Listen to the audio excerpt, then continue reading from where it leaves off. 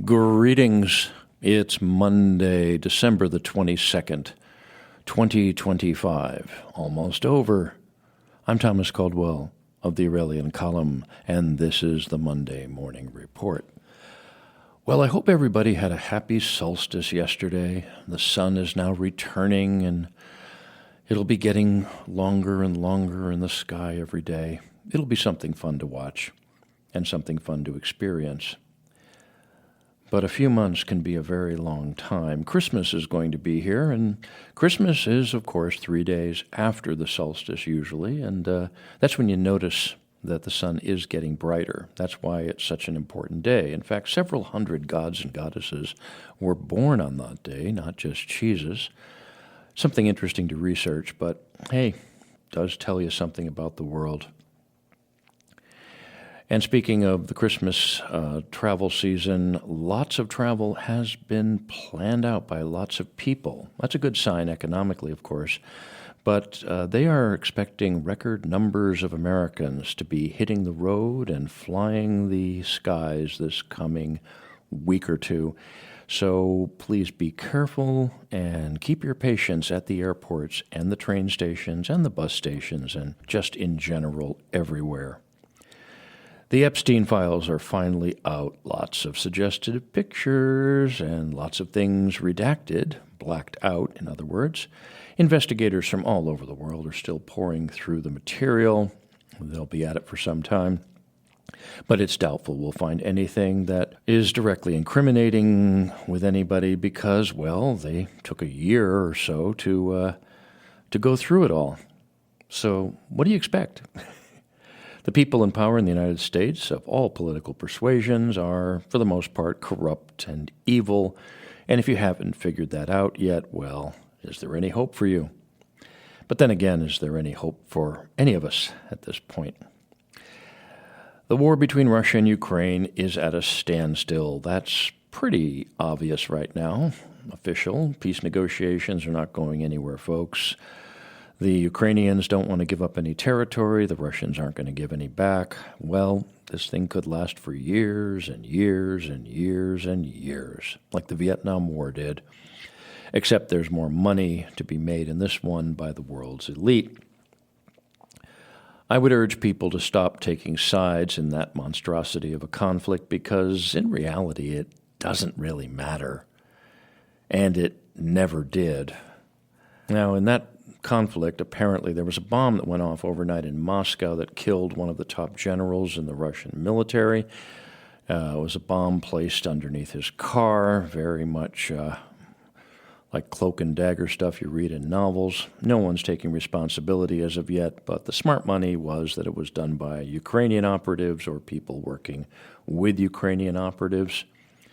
This is a slow, long-burning, dirty war, which will probably spread to other countries in some form or another, and will lead to animosity between the belligerents that will last decades, if not lifetimes, after it's finally over. And what was it all for? Now, things in the Middle East are still simmering. Prime Minister Netanyahu of Israel is said to be coming to visit Washington again. He usually does that before something bad is going to happen in that part of the world, something nasty. Probably more bombs will be dropping, and the United States will be giving more money to Israel that it doesn't have. Your tax dollars at work, America. Also, the tax dollars of China, Japan, and anyone else that the U.S. borrows money from that it has no hope of paying back. Well, at least the Israelis are making out nicely from that, aren't they? Now, they apparently have identified the shooter who was at MIT and Brown University that killed a few people and injured some. It's supposed to have been an academic who had a grudge against one or more people. The story is very strangely murky. No doubt you've seen the reports by now. This fellow took his own life in a storage locker, of all places. I wonder what was in that storage locker. But mark my words, there's a lot more to the story than has yet come out. I've been in more than a few rodeos to know the horses, and there's something here that is being covered up, and time will tell if it remains covered. Academia tends to take care of its own problems and tends to cover up its own messes. And this is certainly one hell of a mess to cover up, but since it's involving the loss of life, serious criminal activity, and there's a lot of spotlights on it, it might be a little difficult. We'll see what turns up in the coming weeks and months, but there's something here, folks. There's something here. As far as the pending war with Venezuela and America's new hobby of going after speedboats, isn't that something that you'd see on a sports program at some point? Well, my earlier explanation for the reason for this seems to be now verified. The whole point of this is to cut off the oil supply to Cuba. The main reason, of course. The U.S. wants to control Venezuela like it wants to control the entire Western Hemisphere, which is what the Monroe Doctrine is about. But basically, the U.S. wants to bring Cuba to its knees, and this is a way it will probably happen. The United States government has wanted to get rid of the communist government of Cuba since, well, before I was born, and most likely since before most of you were born as well. That looks like it has a good chance of now happening in the coming weeks and months. Cuba can't get reasonably priced oil or free oil, which is what I'm told it pretty much is, from any other country, and their economy has almost ceased to exist. Nobody buys cigars anymore, at least not in the quantity they used to sell. Sugar they can get elsewhere. I mean, it's a communist country, which means it's inherently incompetently run and corrupt. The big growth business there, I understand, is prostitution on the streets. Well, if things go as planned and something's done to it and Cuba collapses, within a couple of years there will be resorts of all kinds under construction on the now imprisoned communist island of the Caribbean. By any chance, do you know anybody in the real estate business who would probably want to get in on the ground floor when Cuba has a reasonable economy again and an open market for building hotels, casinos, resorts, only 90 miles away from the United States? Anybody you know who builds hotels or resorts that might find that such a tempting business opportunity? Watch and wait. Now, something I want to close on today is the decaying state of the alternative media. At one point, it was a shining beacon of light, but now it's turning into a personality contest of people accusing each other of all sorts of things. And I'm not going to name names. I'm not going to give any more publicity to these people than they've already been able to garner for themselves. But if you look at these so-called influencers, quote unquote, calling each other various things, inferring certain activities, conspiracies, associations with various countries. It's got to be much more like an elementary school without teachers. It's sad. Interesting, all of these pundits who used to be talking about where America should be and what we should be doing to solve our problems, they're now busy pointing fingers at each other and calling each other names. It's disgusting, really.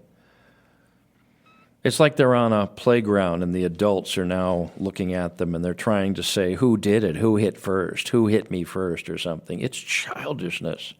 But that's the younger generation of Americans, really. And I know many of you listen to me, but there's too many of your number that really are, frankly, grown-up children. That's tragic beyond tragic. Have you ever noticed something else about these commentators? They're as commercial as the mainstream media is now. I mean, almost all of them are. I can understand getting donations or subscriptions, but the flogging of merchandise and services is sometimes pretty excessive. Do you ever notice that a disproportionate number of them are selling gold or gold stocks or gold futures or gold storage or something or other? Something along those lines. Precious metals. Well, This is what I'm going to leave you with today. The United States is planning something, and it's related to gold. You've been hearing about how the currency is being redone and things like that. The federal government is up to something, and it has to do with gold and possibly confiscation. Yes, you heard me right, confiscation. Now, I know a lot of you probably don't know history too well. That's something I've learned. But back in 1933, that's exactly what they did. When Franklin Roosevelt, who's lauded as some sort of godlike character out of our history, and frankly, I think he was anything but, one of the first things he did when he came into office in 1933 was to basically ask Americans to turn in their gold to prevent quote-unquote hoarding. That wasn't their objective. Their objective was to take the gold and make it artificially more valuable and then cash it out, and that's how they solved a lot of their problems back then, economic problems. And it was illegal to own gold in the United States. I mean, you could have some jewelry, but you couldn't have gold bars or coins or anything like that until the 1970s, really. The United States government can be quite ruthless as well. Some of the stories I heard were back in the day, if you had gold bars and you didn't want the government to get them and you kept them in a safe deposit box, you had to have an arrangement to open your box in the presence of a representative from the Internal Revenue Service. And you think they're ruthless now. These are the people that got Al Capone with taxes. No, the U.S. government is a pretty nasty creature, and it doesn't die easily. Everybody's like predicting the U.S. is going to collapse. The U.S. is, if it does, it's going to do so screaming and kicking. If the federal government has shown anything since the 1860s, it's a capacity of self-preservation at the cost of its citizens. And you can ask anyone from the Civil War, from World War I, World War II, the Vietnam War. Now that was one. Yeah. And it survived that.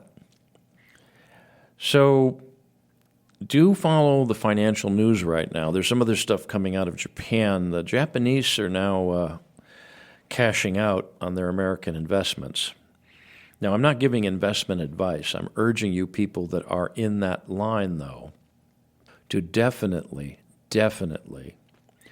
go out and really follow the financial news, and not just the mainstream stuff. Look at some of the analysis going on. This is where it pays to know finance and know things like this.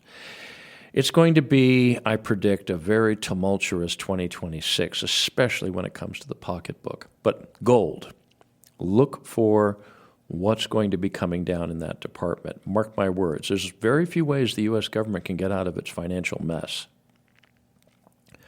But basically confiscating, manipulating gold prices, there's a lot to it. The best place to check is to see how they did it back in the 1930s. You'll find it very, very, very interesting. So, just remember something. Although many of you wish to not follow the headlines because they can be depressing, make you feel helpless, we're at the point where you really can't afford to do that. You do not want to wait for the firemen to be at the window before you realize you got to get out of a burning house. There has never been a time in history to be fluid with your lifestyle, your life, and how you live than there is now. Know what's going on. That's it for today. If you appreciate my work, please like, subscribe, and share. Share with your friends and share with your enemies, but be careful. You can't afford to have too many enemies these days. I can be reached at feedback@aureliancolumn.com. That's feedback@aureliancolumn.com. I'm up on X. My handle there is MICCAMPEN. That's MICCAMPEN. This podcast originates at Substack. My handle there is aureliancolumn.substack.com. Please consider a paid subscription or a donation. It keeps the lights on literally and figuratively, and I do plan on traveling a lot more, and, well, gasoline does cost stuff. Okay, until we meet again, be good, be safe, be vigilant. And remember, clown world, the deep state, and all enemies of humanity must be destroyed. Season's greetings to everyone. Merry Christmas, Happy New Year, and good day.